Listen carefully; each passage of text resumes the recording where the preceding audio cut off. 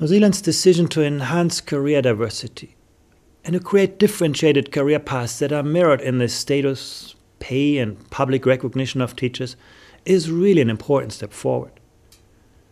It can help raise the profile of the teaching profession and to attract the greatest talent to the most challenging classrooms and schools. And the approach is well in line with what we see in many of the world's top-performing school systems. The bottom line is simple. Nowhere does the quality of a school system exceed the quality of its teachers. Top school systems pay attention to how they select and train their staff. They watch how they improve the performance of teachers who are struggling and how to structure teachers' pay. They provide an environment in which teachers work together to frame good practice. And they provide intelligent pathways for teachers to grow in their careers in ways that help meet school needs and also provide more opportunities and better recognition for good teaching. The problem with many career systems is that they move great teachers out of the jobs they like most and they do best, namely teaching in the classroom.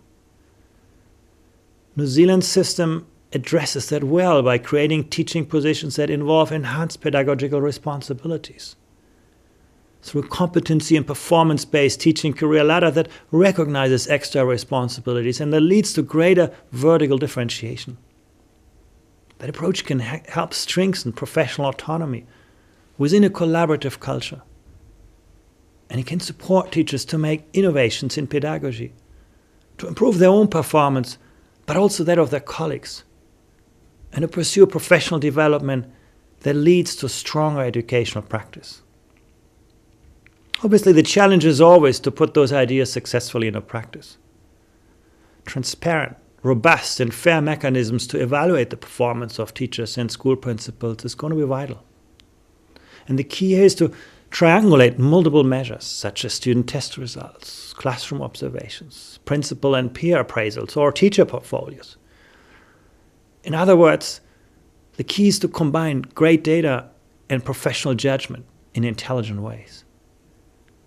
And when it comes to appraising principals, you also want to consider things like instructional leadership and competencies for monitoring, evaluation, and assessment. You may even want to consider wider professional responsibilities, such as working and planning in teams, working on projects between schools, managing and sharing leadership responsibilities, providing professional advice to parents, building community partnerships for learning, and so on. But what attracts me most in New Zealand's approach is that it could help get New Zealand's greatest challenge addressed, namely to invest resources where they can make most of the difference. You know, in education, knowledge is very sticky.